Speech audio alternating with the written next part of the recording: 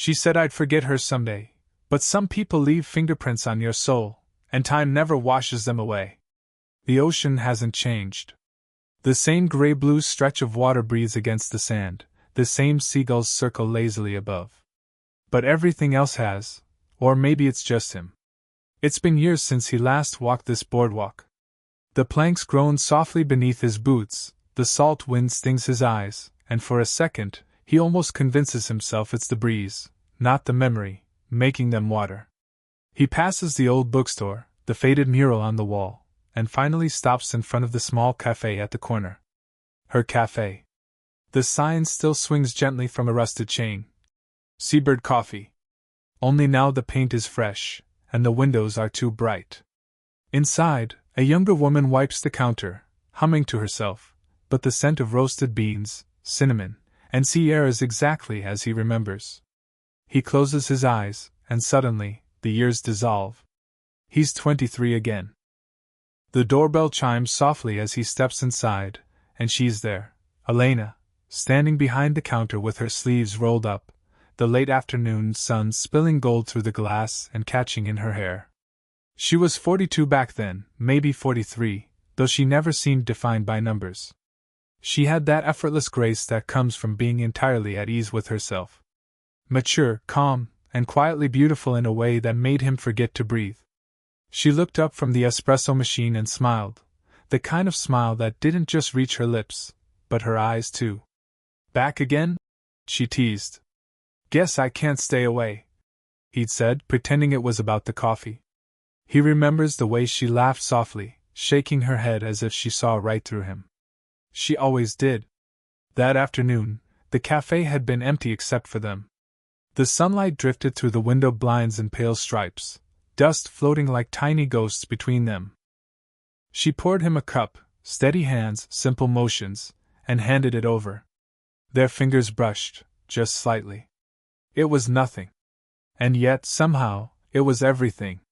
They talked for a while, about his photography, about her small-town life, about how quiet it could get once the tourists left.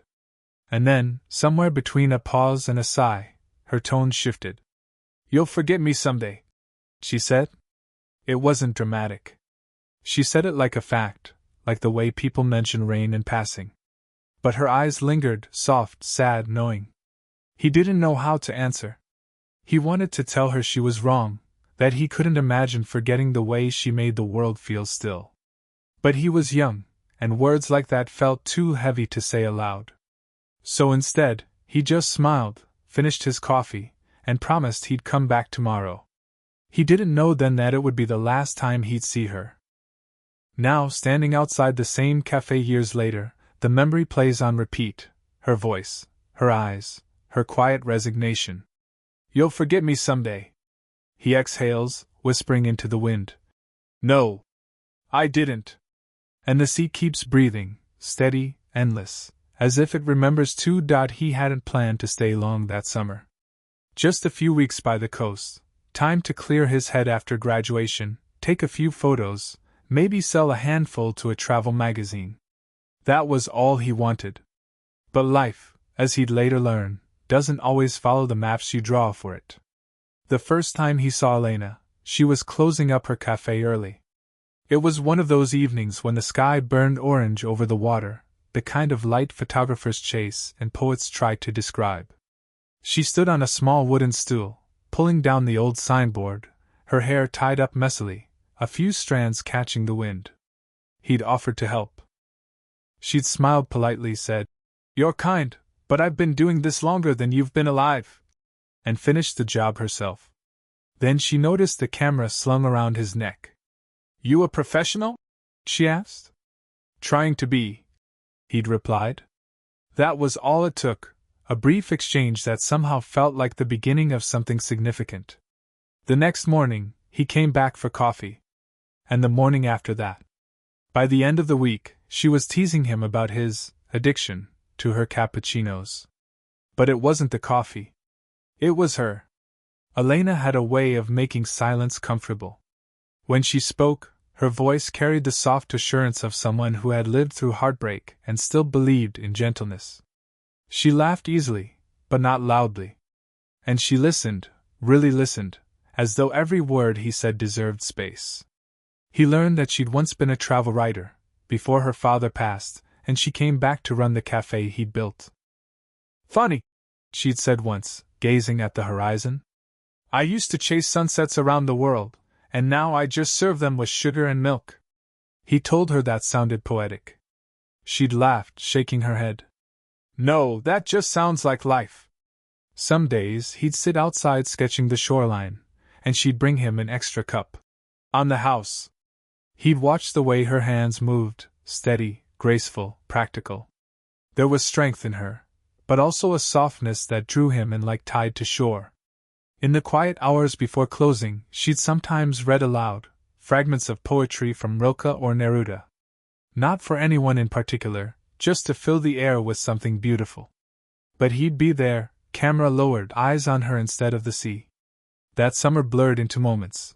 The scrape of a chair across the floor, the smell of fresh coffee, the sound of her voice against the hum of the ocean. Looking back, he realizes that was when it began, when admiration started to feel like something deeper, something he didn't yet have the courage to name. He thought she'd never notice.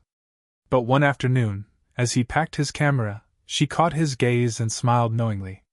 "Careful," she said softly. "Some things you photograph stay with you forever." He didn't understand what she meant then. Now, years later, standing before her empty cafe, he finally does. The storm came without warning. One minute the sea was calm, flat and silver under a soft gray sky, and the next clouds rolled in like bruises spreading across the horizon. Wind whipped through the narrow streets, rattling cafe signs and sending the tourists scrambling for cover. He'd been at the pier, trying to capture the changing light, when the first drops fell. By the time he sprinted back toward the cafe, rain came down in sheets, drenching him completely. Elena was outside, wrestling with the patio umbrellas, her dress clinging to her skin, hair half undone, laughter caught somewhere between amusement and frustration. Without thinking, he ran to her side, grabbed the other end of the umbrella, and together they fought the storm. "Of all days!" she shouted over the wind. "Maybe the weather just wanted your attention," he said, grinning through the downpour. She shot him a look mock stern, but her lips twitched into a smile. "You're impossible." They managed to haul the last umbrella inside just as thunder cracked overhead. The doors shut behind them, sealing in warmth and the sharp scent of rain. For a moment, they both just stood there, soaked, breathless, laughing like two people who'd just survived something bigger than a storm. Then came the quiet. The kind of quiet that hums. She handed him a towel. "You're dripping all over my floor." He took it, still catching his breath. Their hands brushed, just lightly, accidentally, but the touch lingered. He noticed the faint tremor in her fingers before she pulled back. Outside, lightning flashed white against the windows. Inside, everything felt smaller, the cafe lights dim, the air warm and close. She moved behind the counter, wringing out her hair, and he found himself unable to look away. He'd always thought she was beautiful. But beauty wasn't the right word anymore. She was real, tired, strong, alive. Every movement of hers seemed deliberate, even when it wasn't. When she looked up and caught him staring, he didn't have time to look away. "What?" she asked softly, eyes narrowing just a little. He hesitated. "Nothing. Just, you look happy." She smiled faintly, though her gaze didn't hold his for long. "Maybe I am. For now." A beat of silence passed, heavy, fragile. The air between them seemed to thrum with everything they weren't saying. She broke it first, turning toward the window. "You should go before it gets worse. Roads flood quickly here." He nodded, though neither of them moved. When he finally did, she walked him to the door. As he stepped out into the rain, she reached up instinctively, brushed a strand of wet hair from his forehead, her touch gentle, almost maternal, but not quite. For a second, the world felt suspended, her hand on his skin, rain whispering against the awning, his heartbeat impossibly loud. Then she pulled away, voice barely above the rain. "Be careful." He walked away, but halfway down the street, something made him glance back. Through the misted glass, she was still there, watching him go. And that's when he knew. Not what to call it. Just that it mattered. After the storm, something changed. Neither of them spoke about it, but the silence had a new texture, heavier, full of awareness. He still came to the cafe every morning.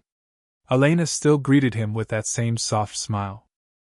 But where their conversations used to flow easily, light teasing, shared laughter, talk about books and photography, now there were pauses. Small, uncertain pauses where their eyes met too long, where a word lingered before it was spoken. Once, she placed his coffee down, and her fingers brushed his again. It lasted a heartbeat, barely anything, yet both pulled back as if it burned. She smiled afterward, but the smile didn't reach her eyes. He tried to tell himself it was nothing. Just timing. Just awkwardness. But every morning, he caught himself noticing things he shouldn't. The way she tucked her hair behind her ear, the tiny crease near her mouth when she was deep in thought, the soft hum she made when wiping down the counter. And she noticed him, too. She'd watch him through the cafe window when she thought he wasn't looking, camera in hand, face lit by the reflection of the sea. One afternoon, he found her sitting alone outside, eyes lost in the horizon. He joined her quietly, offering a cup of coffee he'd made for her inside. She smiled in thanks, wrapping her hands around it. For a while, they just sat, no words, just the low crash of waves and the faint cry of gulls overhead. It was peaceful, almost painfully so. "You ever feel," he began carefully, "like you're holding back something you shouldn't?" She turned to him, eyes thoughtful. "All the time." He looked at her, really looked, and for a second, the air between them seemed to hum again, that same quiet electricity that neither of them dared touch. Then she glanced away. "But sometimes holding back is the kindest thing we can do." The words hit harder than he expected. He didn't respond. He didn't trust his voice not to give him away. The days after that grew quieter. He'd still stop by, but their talks became short, polite. She found reasons to stay busy, rearranging shelves, taking phone calls that probably weren't urgent. Yet whenever he left, he caught her watching him from the doorway, a look he couldn't quite name shadowing her face. The connection hadn't disappeared, it had simply gone underground, like a current beneath still water. A week later, he was photographing the sunset alone at the far end of the pier when he heard footsteps behind him. Elena stood there, hair loose, wearing a soft gray shawl that rippled in the breeze. She didn't say a word. She just stood beside him, eyes on the same horizon. The sky was burning, orange melting into violet, clouds glowing like embers. After a long silence, she whispered, "Promise me something." He turned to her. "Anything. When you go," she said quietly, "don't look back." He tried to smile, but the words felt like goodbye. They stood there until the sun disappeared, and even after neither moved, afraid that if they did, something fragile might finally break. The morning of his departure came too soon, though the days leading up to it had felt like walking through slow rain, heavy, inevitable, and silent. He told her he was leaving a few days earlier. She hadn't said much, only nodded once and asked when. "Saturday," he'd replied. "Early." After that, she'd gone back to wiping the counter, her expression unreadable. But her hands trembled slightly, and that told him enough. Now it was Saturday. The town still slept under a soft gray dawn, mist curling low over the sea. His bag sat by the door of his rented room, a few shirts, his camera, and a notebook filled with small details of the summer he couldn't let himself forget. He made his way to the cafe one last time. It was closed, of course, but she was there, waiting by the shore, her coat buttoned up against the wind. She always did that, showing up where the world met the water, as if she belonged more to the tide than the town. When she saw him, she smiled faintly. "I thought I'd catch you before you left." He tried to joke, but his voice faltered. "I was hoping you would." She held up a small paper bag. "Your favorite sandwich?" "For the road." He took it carefully, as though it were something fragile. "You didn't have to." "I know," she said softly. But I wanted to. For a moment, they just stood there, the wind playing with the ends of her scarf. He wanted to memorize everything, the curve of her smile, the salt in her hair, the way her eyes softened when they met his. Every detail felt like something he'd want to come back to, even if he never could. I wish, he began, then stopped. He didn't even know what the rest of the sentence was. Elena's gaze drifted toward the horizon. Don't, she said gently. Some things are better left unspoken. They stay purer that way.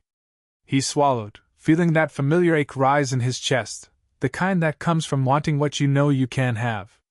The bus rolled into view at the top of the hill, engine rumbling softly. Time, once again, was moving forward, cruelly, indifferently. She stepped closer, reaching up to straighten the collar of his jacket. Her fingers brushed his neck, light and trembling. You'll forget me someday, she whispered. He shook his head, voice rough. No, I won't. She smiled, a small, wistful curve of her lips that held both affection and resignation. You will. And that's okay. You're supposed to. The driver honked once. The sound snapped the world back into motion. He turned toward the bus, but his feet refused to move. She gave his hand one last squeeze, steady, warm, final. Go, she said. Before I change my mind. He climbed aboard and took a seat by the window. The engine growled, the tires turned, and the town began to slide away. Through the glass he saw her standing there, coat flapping in the wind, watching him with that same quiet strength he'd fallen for. And just before the road curved out of sight, she lifted her hand in farewell. He didn't look away. Not until she was gone. He hadn't meant to come back. It just happened, a detour, a whim, a quiet pull that he couldn't explain. Years had passed. He was 28 now, no longer the uncertain boy who'd left with a heart full of longing. The world had happened, jobs, cities, faces that blurred into one another. But even as life moved forward, she never really faded.